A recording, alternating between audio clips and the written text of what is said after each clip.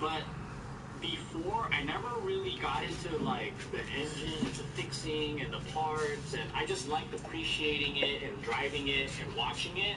You like appreciating it? No, like appreciating like the aesthetics of it. Yeah, how it looks, and then like you can modify it or whatever. But then it never interested me to personally get hands-on and fix things. Does it now, or you just still don't? Now I do. Now you do. I don't know what changed. It just makes me want to fix stuff. Yeah, once you have something that's like you have to take care of, it teaches you to, because you've had nice cars. Owned them, in a sense.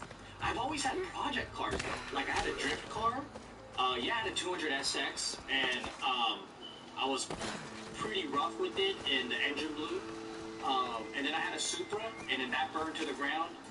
And I was doing small adjustments on it, but it was always like one of those things where I felt irresponsible blowing money on it. So I always owned cars where I'm like, oh yeah, I can play with this stock. Like, it's a rear-wheel drive, so I could drift with it, right? But then I never spent that extra to get wheels, to like, you know, get a spoiler or do the things that like most teens do. Maybe you always viewed it as like a transportation vehicle.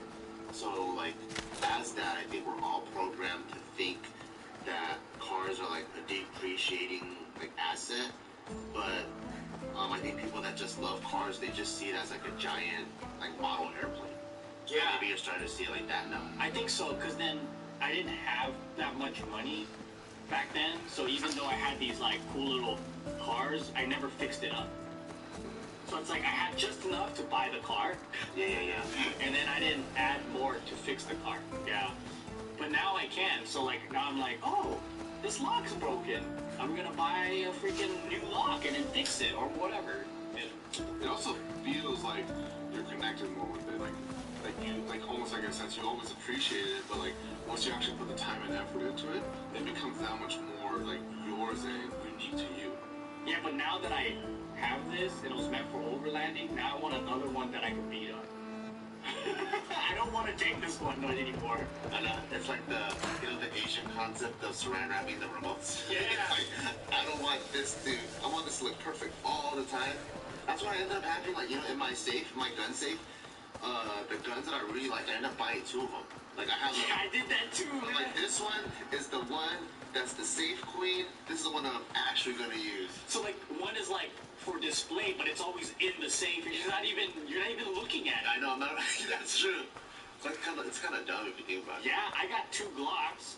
Cause I mean, you can buy a Glock anywhere, right? But I'm like, if this one gets lost, this is my backup. But there's also 100 other them in the store. I know. Yeah, I don't get that, because for me, it's like, I feel like it's just been a waste. But also, I don't got money like y'all. Yeah, I don't know. I think maybe it's like viewing it like, you know how like some people really like one pair of shoes and they buy 2 of them? This one I'll wear every day, beat it up, and this one. But then with the stuff that you're supposed to use, like friends, it is kind of dumb. For me, it's like if I have one Glock and I was like, let me buy another one. No, I'm like, all right. Glocks, yeah.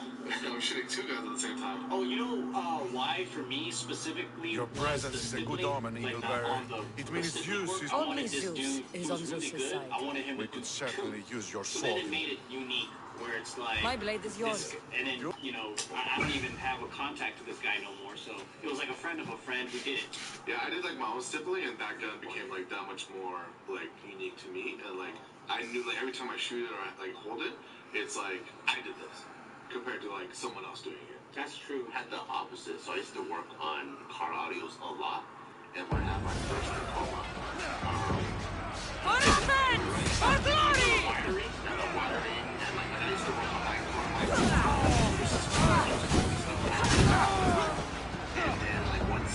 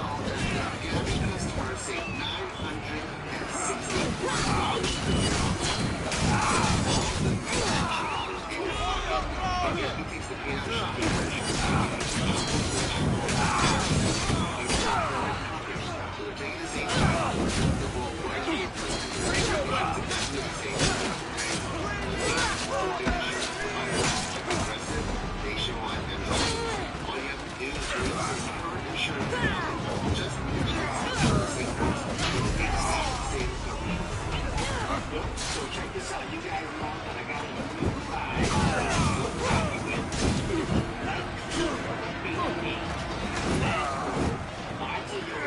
And I have to ask Gabby. That I'm gonna list off. Same car was $89. Only was 94. Travel was 96. So compared to my provider, I did We're destroying them! and it would seem like about 35 bucks a month if I go with them. But if you add it up annually, like that's $400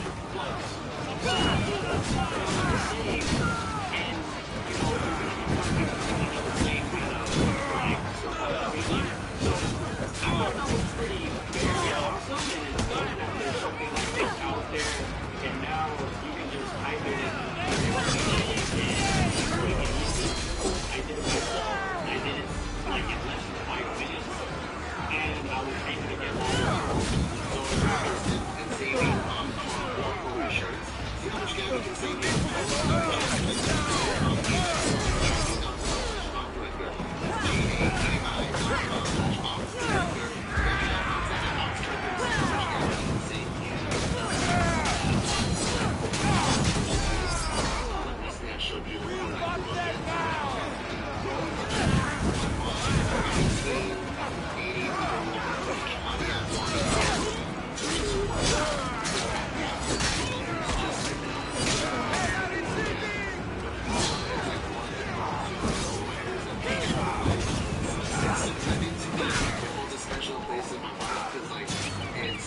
It's the car that I grew up going to preschool in, and I see it as my mom's car.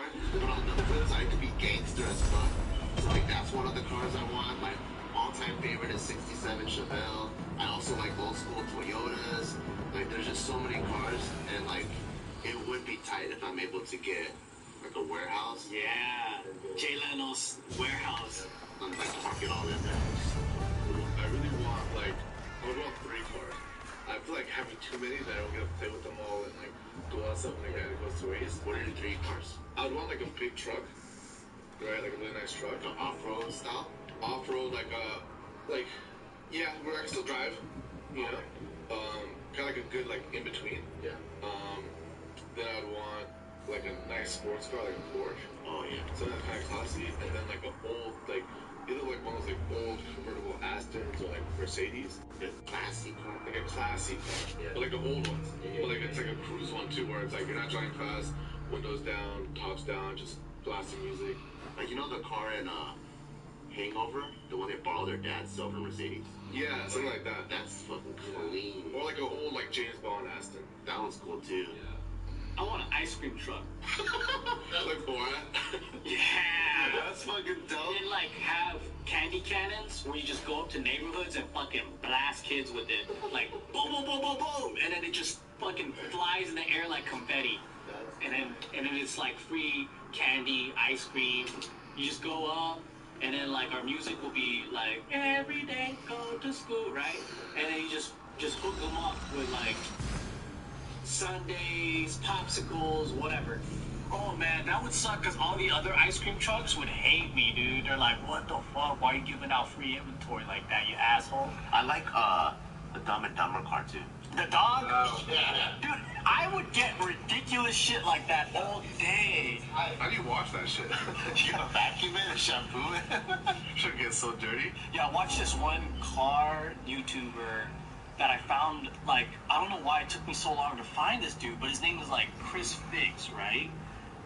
And he just basically teaches you how to fix your car with simple household tools, and he does some dope projects, man. He's like, yeah, he found his car for like $500, and then he pretty much got it running again and all this stuff, and he just knows a lot. But I'm like, you have to know a lot about it to be able to fix it with like the bare minimum. Yeah. If I were to make a dog car, I think I would have to, first of all, start with a Toyota, because I know it'll last forever. And then get one that's like, you know the Toyotas, like before they enter into the classic price range where it starts going back up? Yeah. I gotta find something that's probably like mid 90s or something. So something that's right there when it's at rock bottom price, but I know it's still lasting a good easy 100,000. And then I gotta take it to like a car shop and kind of convince them to make it because they probably got like the sickest wraps and the sickest wheels. But I'm like, hey, do you guys have fur? And I need ears and shit. Shag. My dad always wanted me to get like a really beat up, like he wanted with like a house too, like an old house and like it looks bad on the outside, or like a bad car just beat up and stuff, but the inside is like perfect engine, seats are the perfect, everything about the car is amazing, just the outside looks horrible. For fun? I don't know. He's like, some people like they don't look at it and they think it's unassuming, but then he beats them all the time in like races or whatever. He wants to be a sleeper. Yeah. I mean, imagine getting a Lamborghini, but then you put like a giraffe costume on it. Like, no one knows. You know, no one knows it's a sports car or whatever. You just roll up. Dude, that would be the best, man. Like, you turn it into a fucking float. Oh my god. If you had stupid money, You're making me blush. I feel like we could do that right now. I'm not sure about all of With, I may and we don't even got that One has much. to Like, be bold. if we got, like, let's say, you get a Lambo for like the 100K. cult. no, like I'm talking about like a fast car that's cheap, Safer in right? I'll think about the dog car. I can't Let's do go. it for 10 grand. You can tell me. Yeah, no, I think you could do it for less than 10. Yeah, I feel like you could do it for, you could get a decent car for like 2 to 3 grand, like a big SUV or like a van, right? And then you just gotta find the fabric for the dog. And then you cutting in. That should be pretty easy. That's true. Yeah, you could do it for less than 5 grand, dude. Maybe for like 3. Maybe when I move next year, I'll save it up. Dude, that's gonna be your biggest project, the dog car. Yeah. And if we build a dog car, we gotta try to sell it. Oh, that'd be tight. Oh, the goal is to make money off it. Yeah, who's gonna buy it? Someone will. Dude, let's do it. I don't know anyone that's gonna be down to buy a shit. There's no people. I'm pretty sure we're gonna make money doing The it. guys that fuck cars. I think that's true. So someone's gonna walk the car? You gotta find someone that is into fucking cars and bestiality. That's like their dream car. What? Why can't it just be a goofy person that wants to buy? Because if you saw that shit, if you were browsing around like AutoTrader, right, and you saw a dog car, you would buy it in a heartbeat if it was 4Gs. And if it was a Toyota. Right? Because I know, like, I don't know if we can find a Toyota. I don't know. because I also want it to work. Like, I think my dream dog car would probably be like a 90s 4Runner with pretty dope, like, shocks. So if we go shoot too, I could go off-roading and see a dog going through the desert. Oh, she's a pro shot. That'd be insane. And then his ears flap, and the tail flaps. So when you see the car bounce, You gotta like, He's all dusty later. was it in Dumb and Dumber where like you have to have like a leg that you lift to put in the gas? So it looks like it's missing. Okay, that'd be tight. dude, that would be the best. Oh, we gotta build this, dude. This has to be a project car. We gotta do it, man. Or another one would be funny if we did a freak show where we have like a stretch limousine, but it's slammed. So every driver is like, Who gets stuck in me? It'll get stuck on a fucking top. yeah, just to record everyone's reaction. Who's dumb enough to fucking slam the limousine? That's tight. We should get a lifted one. Take it off-roading. Oh my god, we gotta do it. Like off-road limousine, like Where can we even find a limo these days? Everywhere. Everywhere. I haven't seen a limo in ages. I saw a G-Wagon limo. I saw a Range, Rolls Royce limo, and I'm like, what the fuck? Do Rolls Royce make that, or does some other company? I think somebody might, make it. Yeah, or do they like? How do they make it? Just like, no, I think they cut it in the middle and then they switch it out. The inside, it's always like shaped punch too. This shit's crazy. I mean, Whenever we get to Vegas, like, you can't drink enough. You can, I guess, but it's not as fun. Let me get that one. But sometimes it's It's because they're cheap. They're cheap. Yeah. Taxi, that's a lot of saying that. The taxi, the limo guys, like, I'm like, what? I'm like, fuck yeah. Isn't it funny because limo's supposed to be luxurious? Yeah. Everyone's just trying to hustle and make money. So we're like, because nobody wants to buy it. Yeah. They're just sitting there.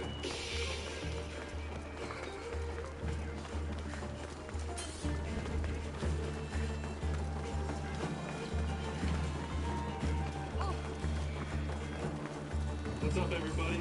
My name is Kaimi Fairbairn, NFL kicker and avid DIYer. So my full name is 56 letters long, Kaimi Noya. Thanks to ordinary people like you and me and a couple of math geniuses, Arizona has turned. Georgia is also in the process of turning, and Pennsylvania is next. I'm Doug Tenable in exile. Like, subscribe, and always comment below. Look at this. I got I'm this safe. shirt before The cult of Cosmos would never strike inside the city. He was just a Good. regular guy. And Tell I was me really more about inspired them. that he Right set up now. in a parking lot for At Mexican least let me restaurant and catch was my selling breath. his own home iron-on must take a shirts. good These are the long kind of look people that at are your turning this country beautiful around self. right now as there's a huge groundswell. Enough idle that chatter. even Congress Tell me what can't you know get about the more. cult. One of the If heavy you actors insist. is this math genius We've named always Bobby kept Pittman. tabs on I'm the gonna read cult, this and tweet lately they've chain gotten real bolder. quick and introduce By you the to some fates, people they've driven my sister, who the we high need to be priestess, to making lock statues herself of in her because we're gonna save chambers. America. Remember, the elites Cult are not leader going to must save be you. involved if they're trying to kill such a We public Americans, this figure. is We're our not country, dealing with the and we're usual going to take it rats. back. My sister wants me to secure Keither from the cult and sniff out the cultists behind her troubles.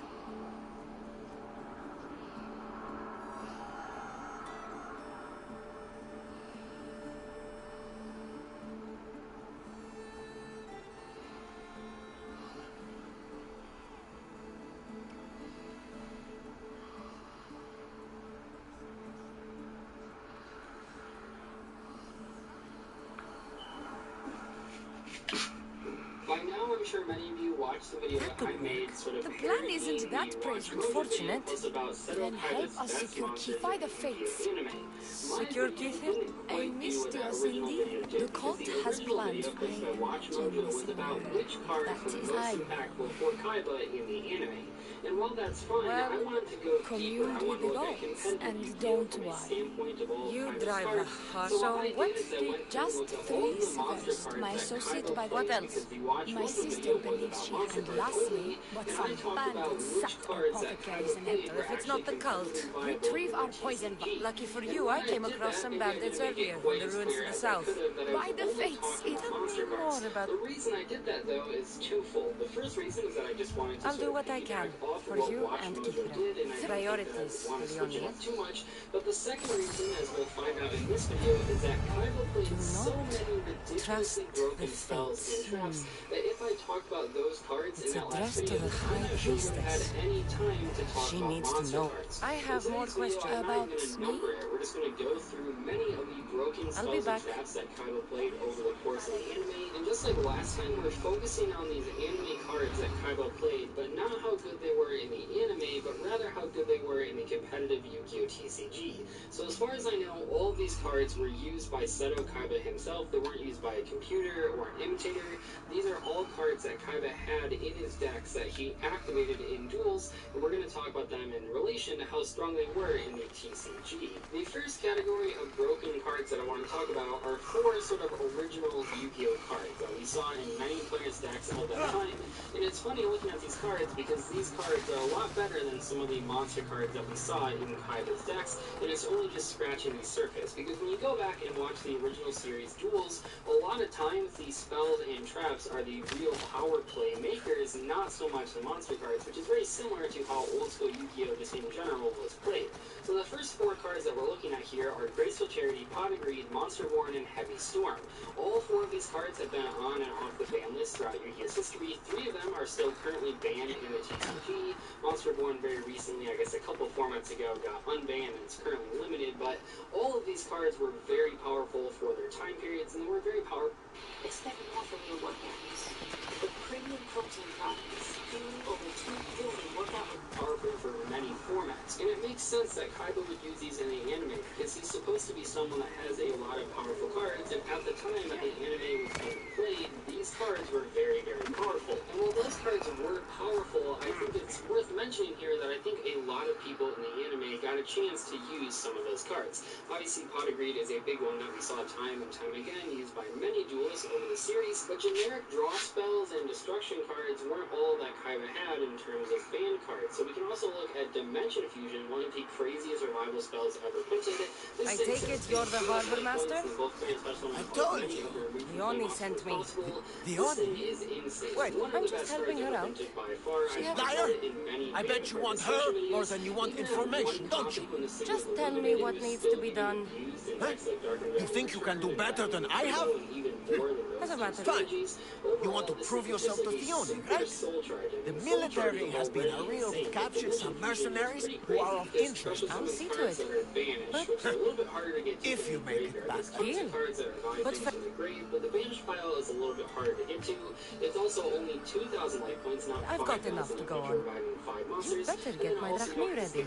Come back when you're done. If you make it out of the camp alive. I can say will probably never ever come back to the Yu-Gi-Oh! TCG. It's one of those cards that you basically can't power create because it just has no restrictions on it and only gets better as more banish cards are added to the game. Speaking of ban cards that probably will never come off the ban list, we have another card that Kaiba used last turn. Now, this one isn't a spell card, it's a trap card, and this thing has a bunch of weird rulings surrounding it, and a bunch of instant kills with it. There's so many weird things about last turn as a card. I think that one of the reasons this card actually was banned is because of how strange rulings with certain interactions. Both the card that you select to keep and also the card that your opponent, especially someone who's from their deck. Kaiba has used some insanely powerful spells and traps, and we're only halfway through the video. The next set of cards that I want to talk about are cards that were very different in the anime versus the TCG, but at least in the TCG they are very powerful and still played in some cases to this day. The first card is Card of Demise. Oh my god, is this card good in the TCG? You have so many draw power effects that are available, but this is one of the best ones. It's commonly played right now in True Dracos and Frog Paleozoics. It's also played in a variety of stun decks in the past, but in the Receiving incoming transmission. Says draw cards until you have 5 cards in your hand. During your 5th standby phase, which by the way the game will probably be over at that point, send all cards in your hand to the graveyard. The current iteration of the card lets you only draw 3 cards and has a million other restrictions on it, and that is still played. So obviously the anime version was even crazier. This is an example of one episode that I talked about where the card gets so easily powerful and the card is still really good. Want to manage your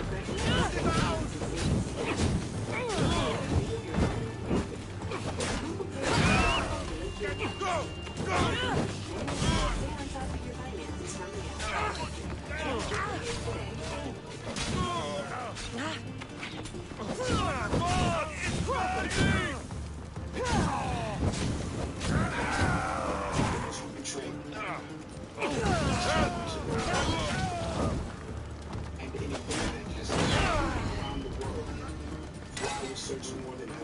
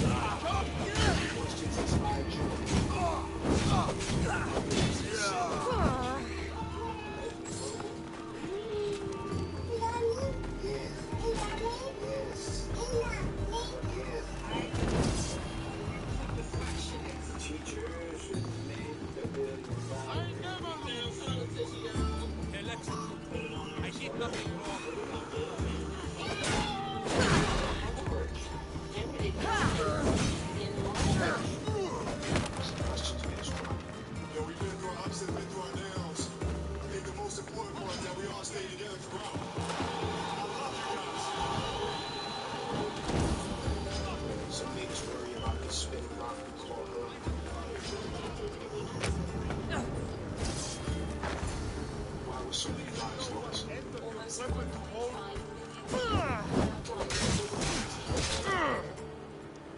we still ask her the same question.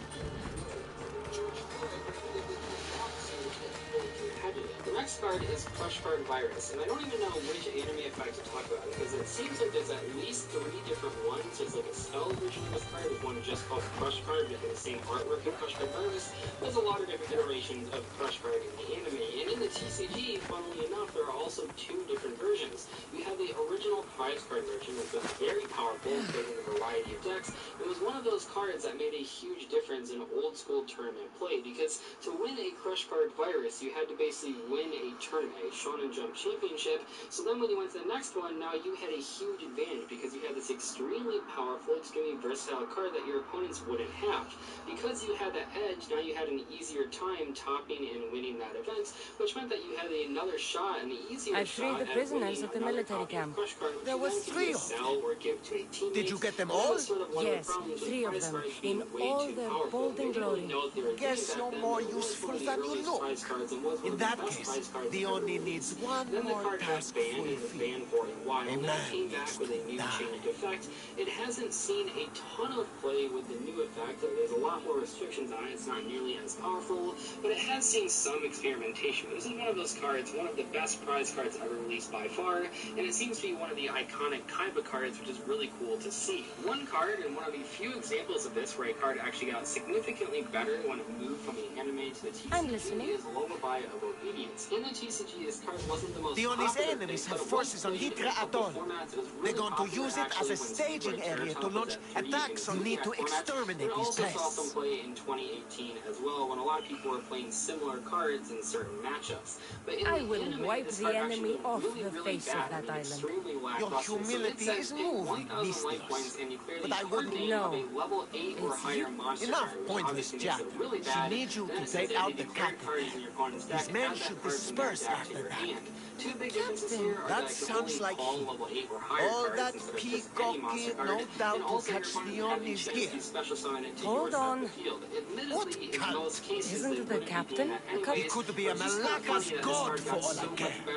Dione said that the only way for us to win, aren't you here for the same reason? A lot less balanced because they're not getting played by real players. They're only getting played in this particular anime situation. And after I slay the captain, which you failed, you couldn't have done it without my help. Dione will appreciate all I have done for her. She can't just... I'll be sure she does. Go.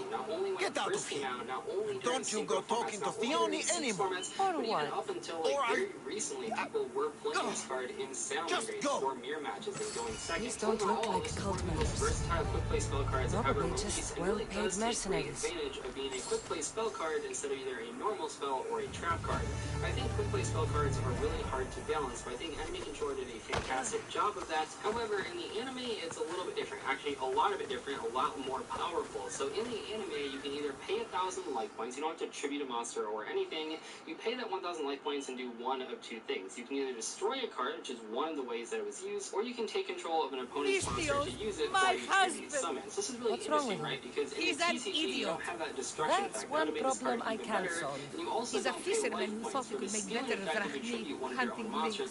Spent everything we had on the boat. I haven't seen him in 3 days. Not only will I The card still was very viable in the TCG. He's been gone a while. I should get going. You'll find him. I know it. How? Because you're not an idiot. It's pretty much identical to the original effect of the physical version. Obviously, the card got banned for a while and then came back with a new, worse effect.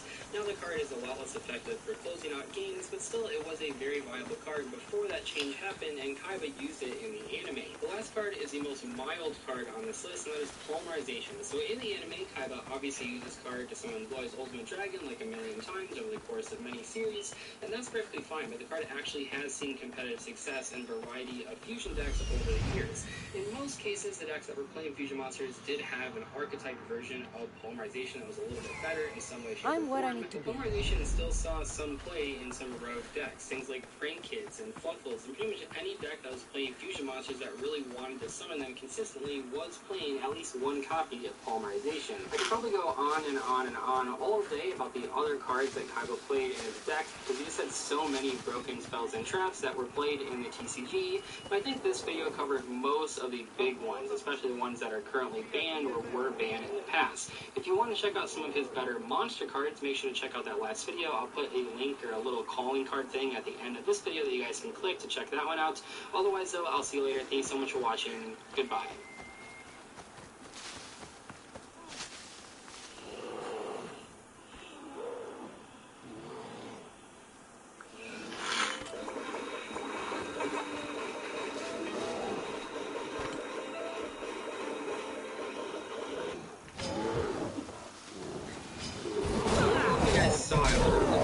Up in my own suggested feed over and over and over again over the past couple days, and that is top 10 monsters in Seto Kaiba's deck from everyone's favorite top 10 YouTube channel, WatchMojo.com. And while that video is fine if you're a fan of the anime, because that's all it basically talks about, I was really curious to know, well, what were the top 5 most competitive cards? What were the best cards in Kaiba's deck that people actually played in the TCG? Because when I watched that video, especially near the end of it, I realized that some of the best cards that he actually used didn't even make it in this list, and I thought that was just a real travesty. So in today's video, I'm going to branch off of their discussion. If you want to check that out, I'll put a link in the description and check out the original video, but that's pretty much only how good those cards were in the anime, which is fine. I want to go down a different path to talk about how good these cards were, how impactful these cards were in the competitive TCG. There were a few cards I excluded from the list because in the wiki page it said that like a computer used them when they borrowed Kaiba's deck. One of those cards is like Manju of 10,000 Hands, a card that probably would have made it on this list at number 5, but because I wasn't really sure if Kaiba really used that card or if it really counted, I didn't actually include it on the main list. The first card that I want to talk about is one that actually was included on that last anime discussion video, which is kind of funny, but we're going to include it for different reasons, and that is Vorse Raider. So Vorse Raider is a 1900 attack, level 4 Dark Beast Warrior monster. It's a normal monster, so no effect on this thing, and it might not seem like this card is very competitive, but it actually saw tons of play in 2013 in Fire Fist strategies for a few unique couple of reasons, because, yeah, this thing is pretty deceptive, right? It's a normal monster with pretty decent attack points, but why does that matter? Well, a lot of things about this card matter a lot. First and foremost, it's a Beast Warrior. That is huge, because that means that this thing can be included in a Beast Warrior deck like Fire Fist. You can search this thing with Fire Formation Tanky. Also, the fact that this thing is a normal monster means you can special summon it from your deck with Rescue Rabbit, which is huge, because this thing is a Beast Warrior that you can summon with Rescue Rabbit and summon 2 copies, you can then overlay those 2 cards for a rank 4 Exceeds monster, which was very big. But why Vorse Raider instead of something else? Well, the big difference between something like Vorse Raider and Gene Warped Warwolf, which did see some play, is that Vorse Raider under... Now get one of our best 5G phones on us when you buy one. That's right.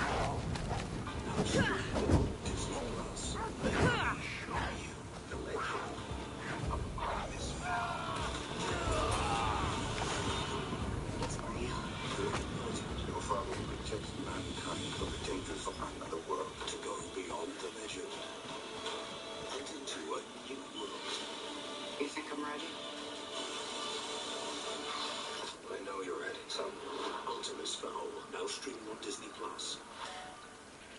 Underneath a Tenki, as long as there was at least one Tenki or any Fire Formation spell or trap on the field, this thing then went up over 2,000 attack points. Why does that matter? Well, it matters because once this thing hits 2,000 or more attack, you contribute it for Deck Devastation Virus, a very deadly side deck tech option for that format. That is just a ton of different circumstances that led a normal monster to being a very competitive option and a very solid strategy. So Vorse Raider, while it might not look that insane, actually did meet a lot of criteria that worked in just the right amount of areas. Next up, we have Thunder Dragon, the original Thunder Dragon. I didn't even know that Kaiba played this card, but I guess it was played to summon the fusion that takes 2 of these, and while that is kind of cool, that really never saw a competitive play. This card wasn't really seen as a competitive card for a very, very long time. I mean, Occasionally people would play this card just to get a white monster in the graveyard, but overall it wasn't very competitive for most of Yu-Gi-Oh's history. However, 1 year ago, or about 1 year ago, Thunder Dragon didn't just become a card, it became an entire archetype. And that meant that this card, this card doesn't do that much, right? It seems very weird. Why does it even matter? Discarding one of this to add 2 more copies to your hand. It's obviously very low statted for a level 5 monster, but this became an entire archetype, and that archetype did play 3 copies of Thunder Dragon, even all the way up until right now. This card is still being played in triplicate in some Thunder Dragon deck lists. Now, Thunder Dragons have sort of gone out of competition. They're definitely on the downfall here because of recent Mega 10 promo cards, but at least for the last year, the original Thunder Dragon, alongside all of the newer cards, did see competitive use in a variety of decks. Not so much how Kaiba was using them, but still a card that he used that got played in the competitive TCG format. At number 3, we have a card that I can't believe they did not put on the anime discussion list, and that is Blue Eyes Alternative White Dragon. So, if you've watched my recent video a couple weeks ago about the top 5 Blue Eyes support cards in all of Yu-Gi-Oh! This card is actually at number 1 because this thing completely changed the Blue Eyes White Dragon archetype just forever. This is like the most important card for that deck. This thing, in combination with Scholar Card deck, was mainly Blue Eyes taking a world championship in 2016, as well as being one of the best decks for months afterwards. Blue Eyes White Dragon as an actual competitive strategy wasn't very viable until the release of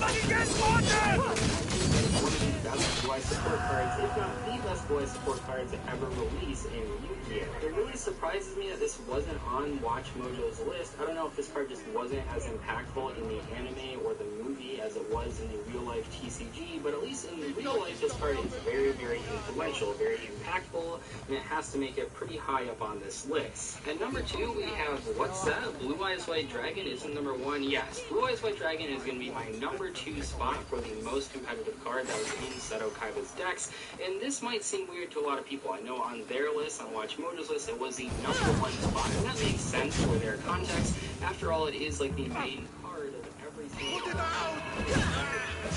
appearances. You would summon this card, or at least use it to summon other things like Blue Eyes Ultimate Dragon.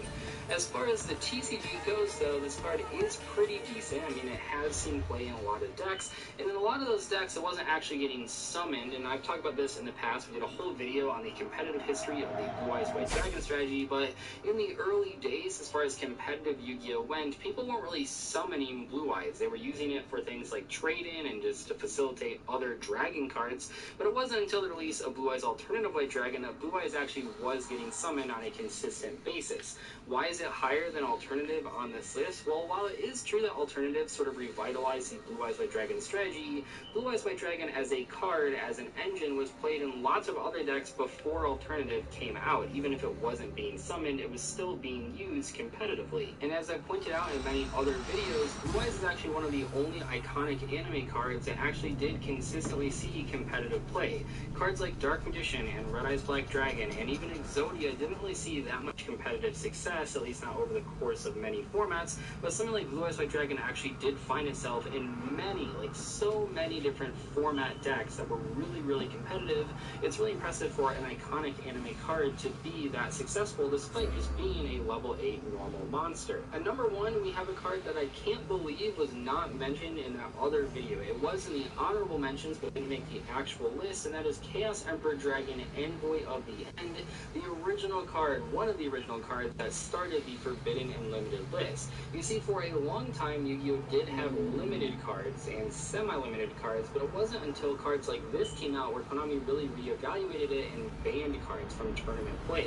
This is one of those cards that will always go down in history as one of the deadliest things ever released in the game. It's currently off the ban list, but the effect has been completely nerfed and just is completely unplayable for the most part. There's a really cool prize card version of this thing, or a pendulum prize card version of this thing, that does see competitive play in Thunder Dragon decks. And I don't know, maybe this card wasn't as crazy in the anime. I believe that it had pretty much the exact effect that the original version had, so I can't imagine that this card wouldn't be super overpowered, but I don't really know because I didn't watch that duel. Overall, though, by far, after looking through all of the different cards that Kaiba had included in the decks that he used in the anime and in the movies, this card seems to be the most powerful card in terms of how competitively viable it was in the TCG. There aren't many cards out there that they can say that they started a new section on the limited list, but this is one of the 4 that did that, and that goes to show just how powerful this thing is. I would even think, I mean, we don't really know for sure, but if this card without the errata was currently allowed even at 1 copy in the modern format, it would probably still be getting played to this day, even with Singin and Witch of the Black Forest with their errata abilities. Sending everything to the graveyard is huge, and doing a lot of damage is really cool when you're about to go to Dione sent me. What did that idiot girl send a Misty of 4? She says you think there is a traitor in your midst. You can't trust anyone these days. Like I said throughout the video, there were some cases where I got a little bit confused, like I mentioned the Manju thing, but there were some other cases where, like, do I count a card that appeared in Kaiba's briefcase? Does it actually count as something Cosmos have much. to me, it didn't really count, but maybe to you it does. So maybe with those new criteria, a different card actually makes it on this list instead of something like force rating, which will go over in my video. And you know, hope you guys enjoyed today's discussion video on the top 5 monster cards instead of Kaiba's list. I found this note earlier on the body. What? It says, don't trust the fates. That makes no sense. Based on their criteria. She protected it with her life. It wasn't for nothing. No, we will never let a cannot rule out a situation goes, it's a little bit tricky sometimes because as I was going through many of Kaiba's cards, I realized that like over 80% of them are just normal monsters that obviously aren't going to make it on this list. I know that 2 normal monsters did make it on this list, but those are very special monsters that were used in really unique ways. But overall, yes, 1000 attack or 1200 attack normal monsters are probably not going to be competitive in the TCG, even if they were okay in the anime. Anyway though, I'll see you later. Thank you so much for watching today's video. Goodbye.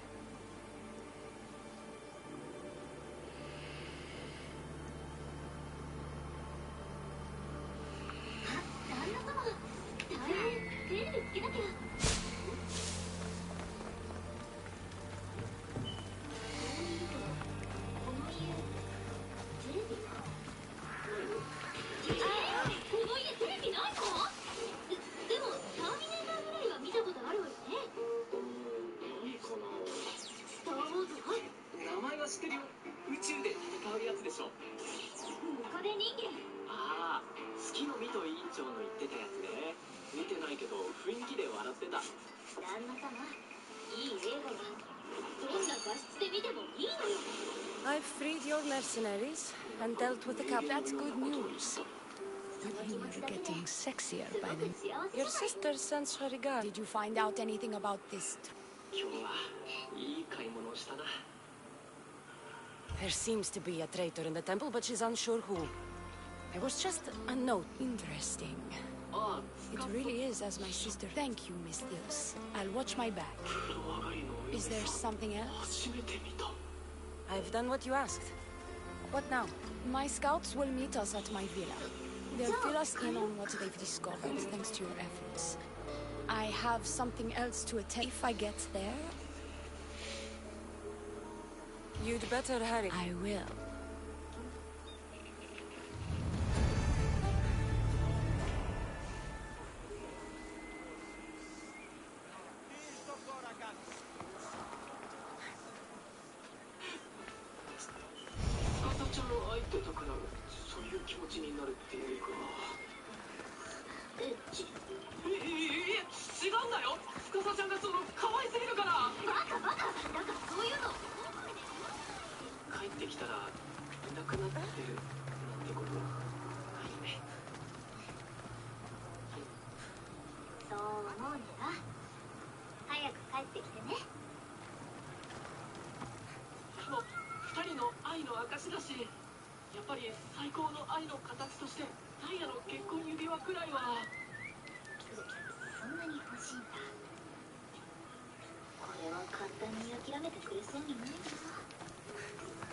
We've been expecting you.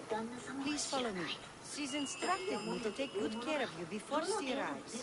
Your shoulders must be aching. I'm sure I can help loosen you up before Dione arrives.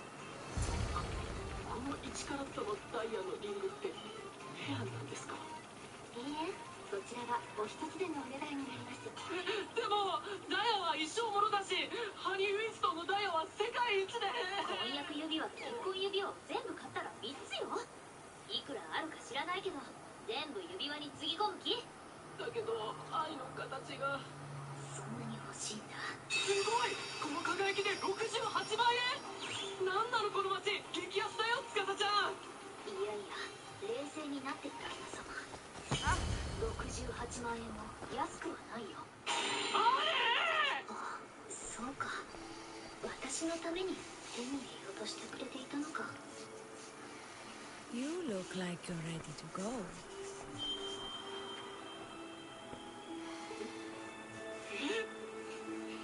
Securing Kithira can wait. Good, because I can't.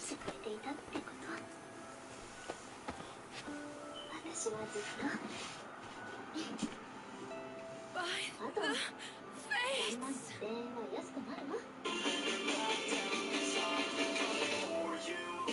Is she here already? Yes, quite a while ago, in fact. Dione said something about the scouts and their report. Where are they? Dione is done with you. Malaka! That's enough, Sherry. Business. We'll finish. You're done with you, Miss Dios. Now die!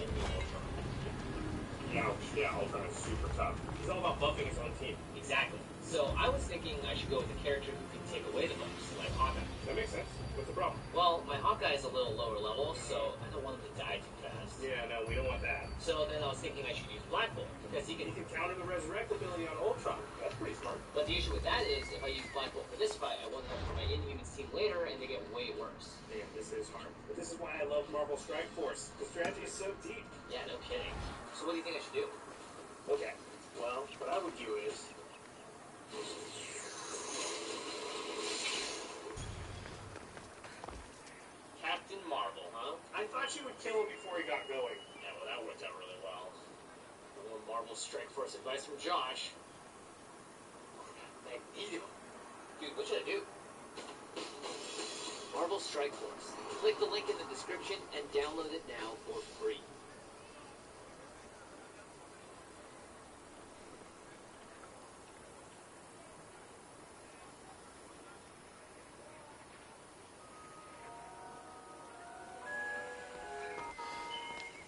Hey everyone, welcome to another installment of Harry Potter 3.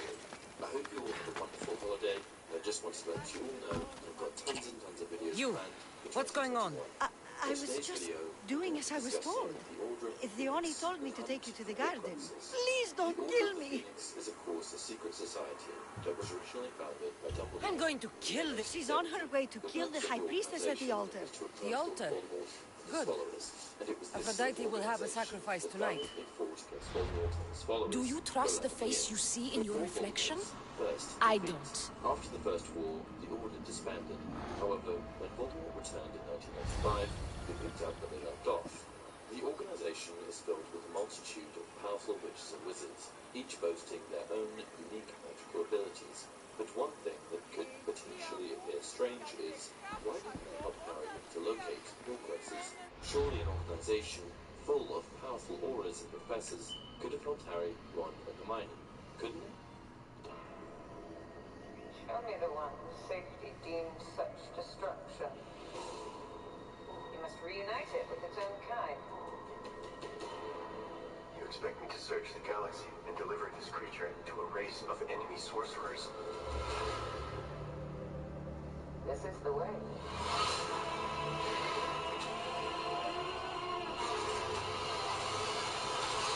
The Mandalorian new season now streaming on Disney+.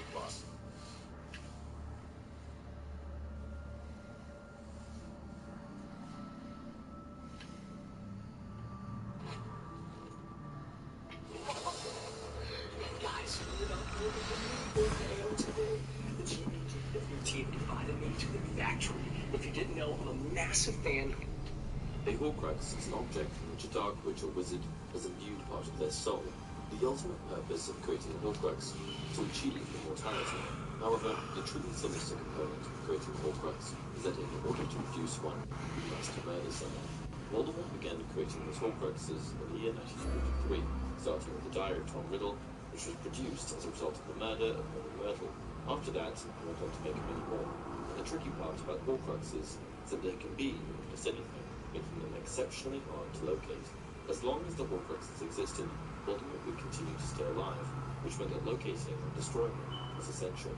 So, again, if destroying Voldemort's Horcruxes was the only way to defeat him, why on earth was the task left to 3 students? Why didn't they use the manpower of the Order? The answer to this is actually pretty simple. The reason that the Order didn't help is they simply didn't know about Horcruxes. When Dumbledore told Harry about the existence of Horcruxes originally, it was between them and Harry only. Dumbledore also instructed Harry not to tell anyone else, with the exception of Ron and Hermione, and never told anyone else himself. But there's also a little bit more to it than that. The whole conversation between Harry and McGonagall at the end of the Half-Life reinforces this. After glancing once at his portrait, Professor McGonagall looked oddly, as though stealing herself, then rounded the desk to look at Harry, her face taut, lined. Harry, she said, I would like to know what you and Professor Dumbledore were doing this evening when you left the school. I can't tell you that, Professor, said Harry. He'd expected the question and had his answer ready, but had been here, as very wrong, that Dumbledore had told him that he was able to provide the contents of their lessons. Nobody would know in mind. Harry, it might be... You're identical twins? Don't move! Very, but he didn't want me to tell anyone. Professor McGonagall glared at him. Potter. Harry registered the renewed use of his surname. In the light of Professor Dumbledore's death, I think you must see that the situation has changed somewhat. I can't believe you're twins. She's always been jealous of my success, Mercenary. Lived in my shadow. I love Misthios. You must kill her before she lets the cult take over Kitty. You wouldn't feel a thing, you monster. Enough! Do the right thing, Misthios. Shut up! Was a possible weakness. If word spread about Horcruxes somehow, and Voldemort himself found out, then he would have likely put additional preventative measures I see right through By the fates, I'll kill you both! What a Show me how you dance, Misthios! No! I will not die here! Dumbledore was the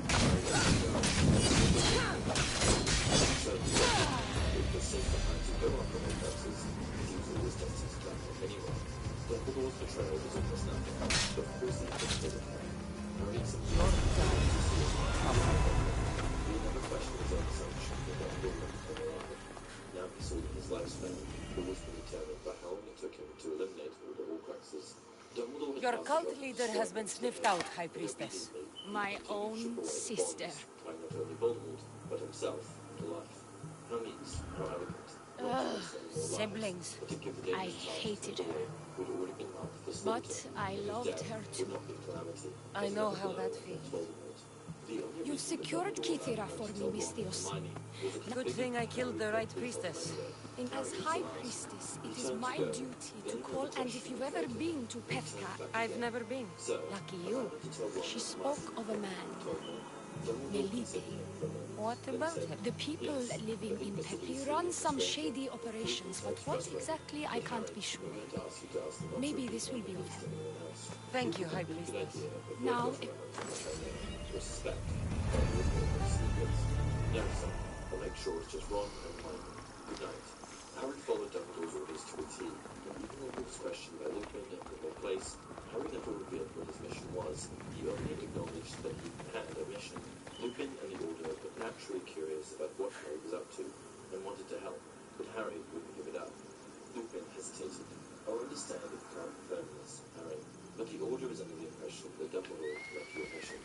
He did, Harry replied, and Ron and Hermione replied on it, echoing with me. Can you confide in me what the mission is?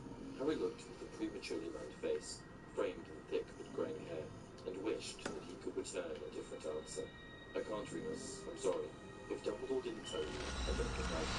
I thought you'd say that, said Lupin, looking disappointed. But I meant Sylvius most to you. You know what I am and what I can do. I can come with you to provide protection. There would be no need to tell me exactly what you're up to. Harry hesitated. It was a very tempting offer, though how we would be able to keep their mission secret from Lupin if he were there with them all the time, he could not imagine. The reason for Harry's hesitation of accepting Lupin's offer was that he felt that there would be no way that he could complete his mission in their presence without refinement in some capacity. In order for Harry to successfully pursue his mission, no one could know, and he simply couldn't take that risk, no matter how much he would have liked their help and the company. In the end, the only person Harry sort of told about Horcruxes was Neville, and that was right towards the end of the Second Wizarding War. On his way to Voldemort, Harry, realizing he would die, felt that there should always be 3 living people about the Horcruxes. When passing Neville just before seeing Voldemort, he instructed Neville to kill Voldemort's snake, explaining that Nagini needed to die in order for Voldemort to die. Harry, Neville looked suddenly scared. Harry, you're not thinking of having yourself over. Malaka, that smell. Who knew dye so foul would be so expensive? You know Voldemort's snake, Neville? He's got a huge snake. Calls it Nagini. I've heard, yeah. What about it? It's got to be killed. Ron and Hermione know that, but just in case they... The awfulness of that possibility smothered him for a moment, made it impossible to keep talking, but he pulled himself together again. This was crucial. He must be like Dumbledore. Keep a cool head. Make sure there were backups. Hey, Misthios! You'll die! I didn't... The gods have sent... Now Neville would take Harry's place. There would still be 3. This crime will not go on... Nemesis has heard my cries! What's going on? My son was murdered at the Murex warehouse. It was Kithira's lead. Then why didn't you just go to the warehouse? If you enjoyed the video, please hit the like button and subscribe to the channel. Your son's death will not... Remember, it does not do to our dreams. I'll go to the warehouse. Find out who... I'll make sure this Malaka... I'm innocent! What have you done? You killed my son!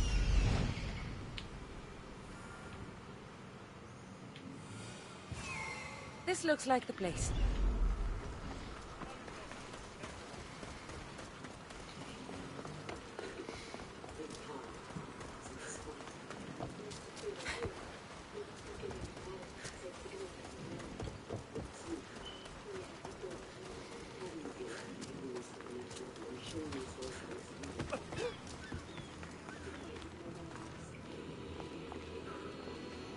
This bracelet looks expensive. They could be gifts from the daughters, or an attempt to frame Kithira's leader.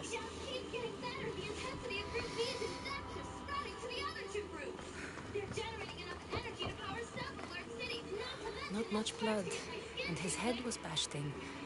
Probably a blunt weapon. And McCall, she gave her all to beat Natsumi, then lost again in the next round. This must be the murder weapon. It's caked in dry blood. And heavy, too. There's no way the little guy could have swung this.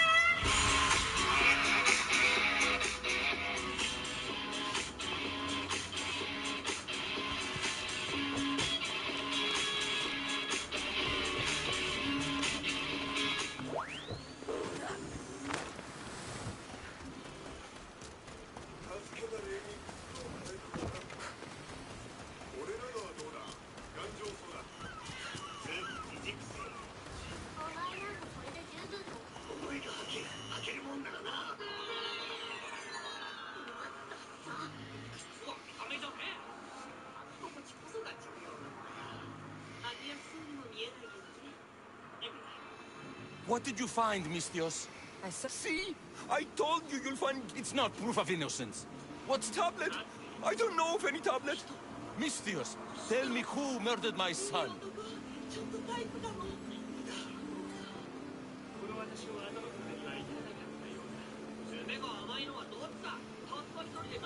It was him. He probably stole the bracelet himself and planted it to frame Kithira's leader. No, that's not... I knew it! Kill him where he stands, Mistios. I'll pay every last... With pleasure.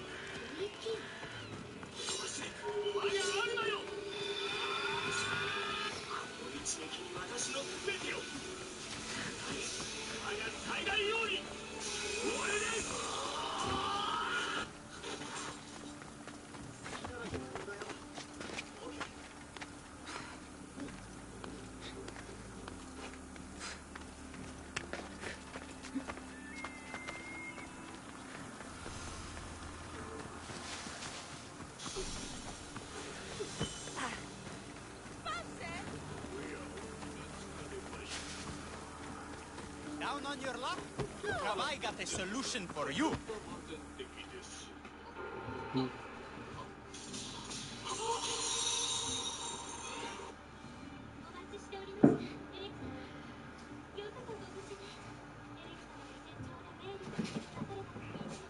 What's all this about? It's about adventure, thrills, danger, and untold fortunes.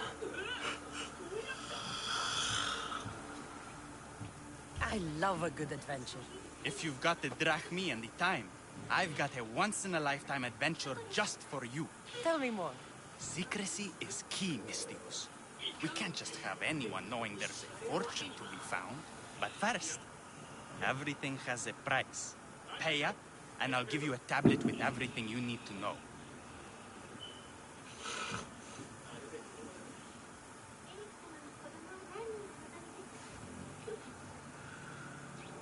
Here you go. Excellent. Here you... This tablet will lead you... What? The tablet reveals... What does that even mean? Just look at the tablet. Off the east coast of Kithira, on Veakofti Island, your reward awaits.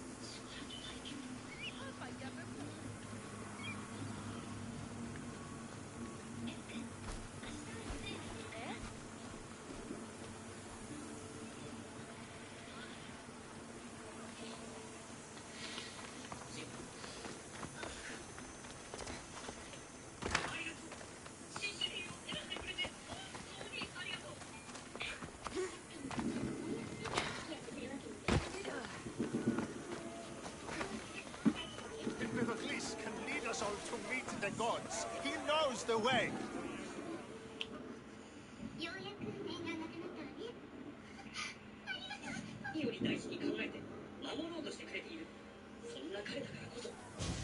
What seems to be the problem? Empedocles be praised, and Misthios. I've done nothing wrong, yet these priestesses mean me harm. Please, my god is powerful and rich. His god is a malaka, a blasphemous blight on Aphrodite's hallowed soil. This is a matter for priestesses alone. You said... Indeed. Empedocles... You're threatened by a mob, but you want me to save him, not you. Only Empedocles. Surely you cannot... If these priestesses... Time to go save a god. Do as you will, Mr. I'll be fine. I know all I need. Do not worry for my safety, Misthios. It is Empedocles who needs your help.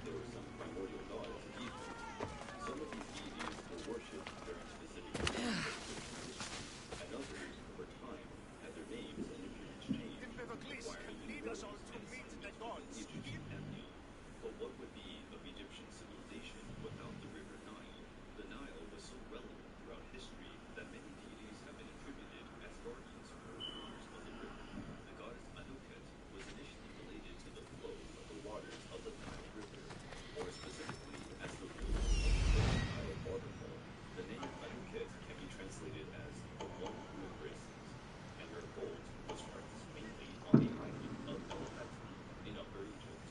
Anuket was also the goddess of hunting. He's over there.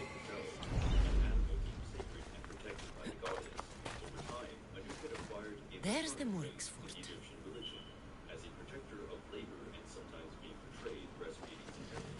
During the New Empire period, the Anuket cult included a festival to celebrate the blood of the Nile. An event They won't ask any questions. Let's keep out of sight. You're not welcome!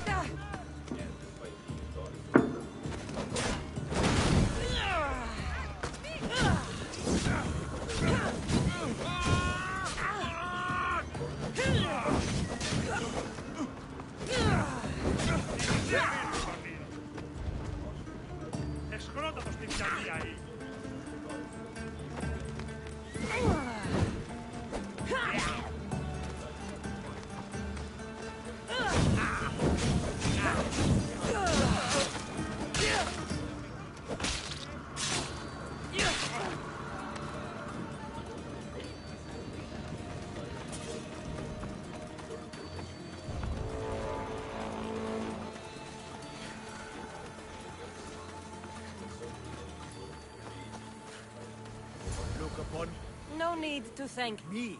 Thank you. Here? With no audience?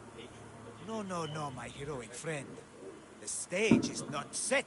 Our performance is missing that most vital ingredient. An audience. Meet me by my...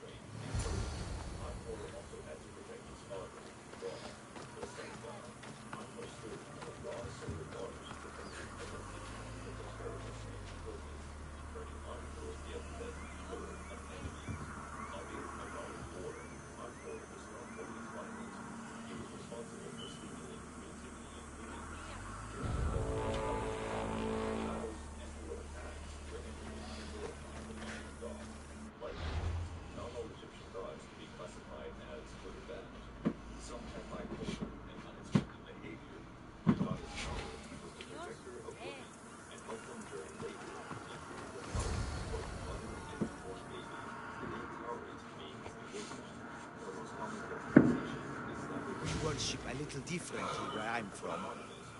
We don't kill a man for what he believes. We show respect. Respect is for the gods, not those who pretend to be them. The world is full of strife, yes, but also love. I saw Empedocles risk his greatest treasure, running naked through a military camp and showed no fear. There is clearly something special about this man. You've made no friends today.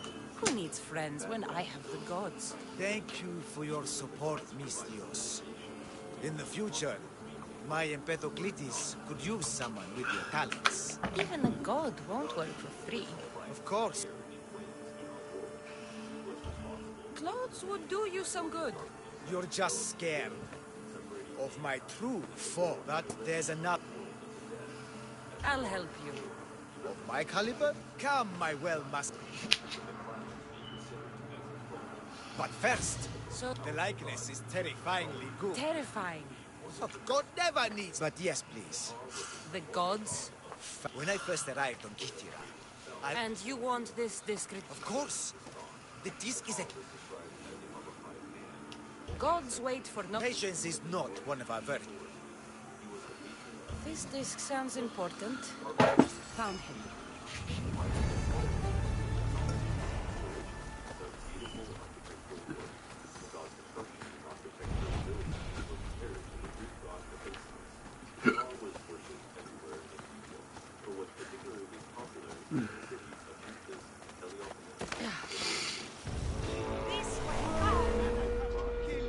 That's how this works.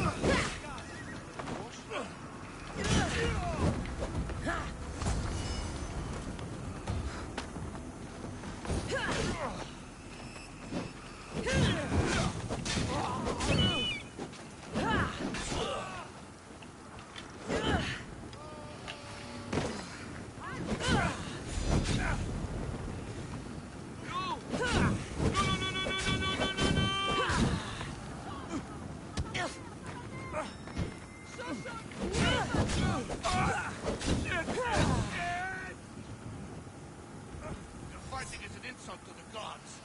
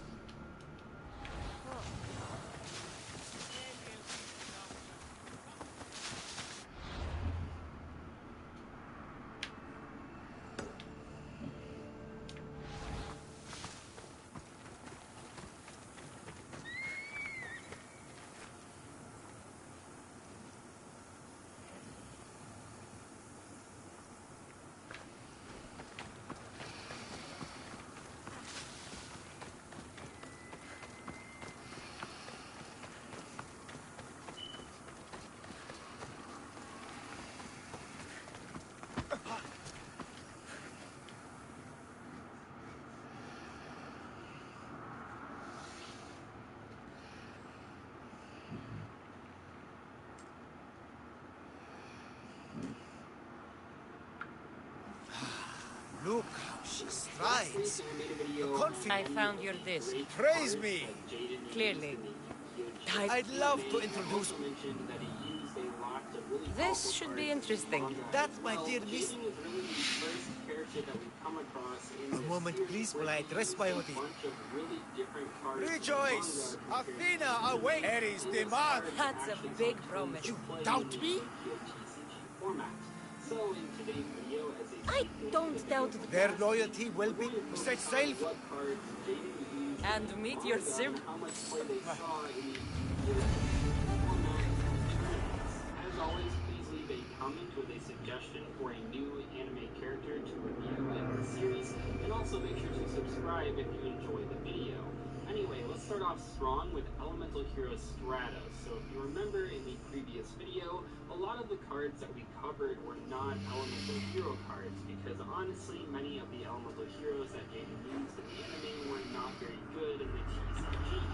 However, in the manga, we have several very powerful E-Hero cards, including Stratos, a card that is currently at 3 copies per deck and is a very important piece to any modern hero strategy. When Stratos is normal or special summoned, you get to destroy, spell, or traps, or add a hero monster from your deck to your hand, which basically lets you add whatever you want. Receiving incoming transmission.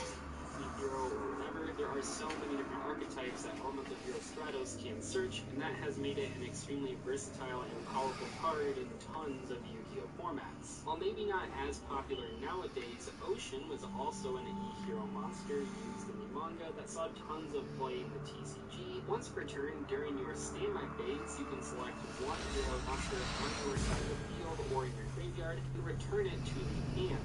So basically, turn after turn after turn, if your opponent could not deal with this card, you would get tons of advantage, and it was a very important piece to many slower controlling hero decks, even if nowadays the card is a little bit too slow.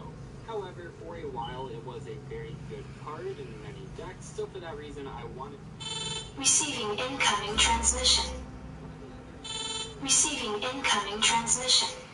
TCG, even right now, is Elemental Hero Shadow Mist, a very good level 4 monster that can add different cards depending on the situation. If you need a change quick play spell card, you just need to special summon this card, which is pretty easy. Or if you want to search a hero monster, you just need to send it to the graveyard. Overall, Shadow Mist is a very versatile card that sees play right now in pretty much every single hero deck. There are so many different ways to special summon this card or to send it to the graveyard that is just a really great way to search a variety of cards in your deck, and that's probably why we pretty much always see Shadow Mist in a